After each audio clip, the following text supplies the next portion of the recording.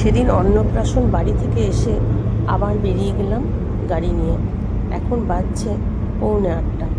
যাচ্ছি আমরা একটা জায়গায়। কোথায় যাচ্ছি, কী করতে যাচ্ছি সব আস্তে আস্তে বলছি।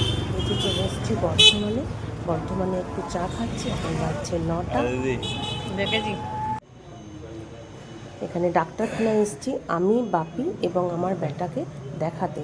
আমাদের সমস্ত সবারই শ্বাসকষ্টের রোগ এবং অ্যালার্জি আছে।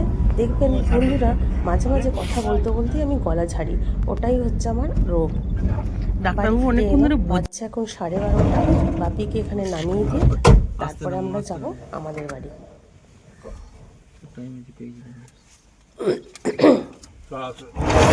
সারা জীবনে ইনহেলার নিতে হবে, নাকের ড্রপ নিতে হবে আমার, কারণ ফুসফুসে ইনফেকশন হওয়া চলবে না। আমাদের এটা বংশজনিত রোগ।